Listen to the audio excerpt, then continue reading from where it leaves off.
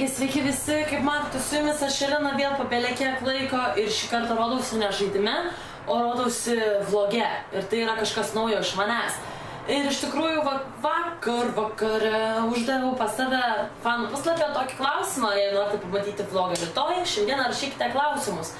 Ir iš tikrųjų atsirinkau tik kelis, nes nenoriu užtemti viso vlogo, tačiau galiu pripažinti, kad tos, kuriuos dabar neatsakysiu, kiekvienam vlogė vis atsakysiu po kelius tuos, kuriuos buvote uždavę jūs. Taigi jeigu šiame vloge nebus jūsų klausimo, nesijaudinkite kitam arba dar kitam vlogė jis tikrai bus. Taigi manau, kad galime pradėti. Fokusuok, davai. Ir pirmas klausimas yra nuo Arno ir Arnas manęs klausia, ar aš moku joti negyvo arkliu.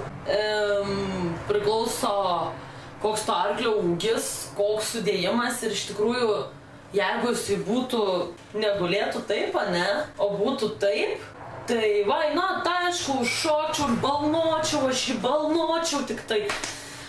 Jo, laisvai, šiur, jokių problemų, tik to arklį yra švarauza, pacanai į trasą.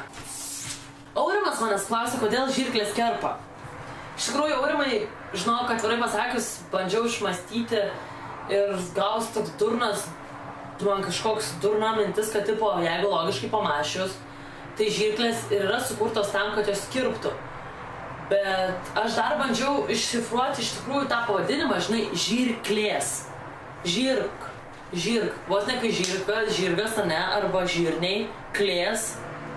Tai tipo, kai klijai arba klynas, tai tipo, žirgo klynas, arba žirnių klijai, žirklės, klės. Klėtis dar gali būti, tai tipo žirgų klėtis. Žodžiu, Aurimai, nežinau, jos kerpa dėl to, kad peilis pjauna. Toliau yra klausimo domas. Tai būtent, klausimo domas toliau mūsų laidoje. Toliau pas mus yra klausimas nuo Domo ir Domas klausia, kodėl aš žodį rytoj rašau su klaida. Žinai, kodėl aš tai parašiau vien dėl to, kad būtent tu jo paklaustum ir būtent aš tau atsakyčiau per vlogą būtent šitą dalyką. Vien tik dėl to, šiaip aš nebūčiau kito to padarius, bet kadangi tu paklausėjai, dėja daugiau nebedarysiu taip. Toliau mūsų degustatorius, kulinaras ir maisto mėgėjas Edgaras klausė, ar aš mėgstu silkę su braškėm ir pienu.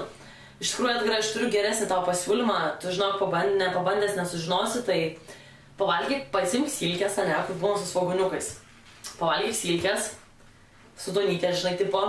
Užkas obuolį, užkas būtinai obuolį, tokį žalę, žinai, pys juodo šokolado ant viršaus ir visą tai užgerk šnekorių.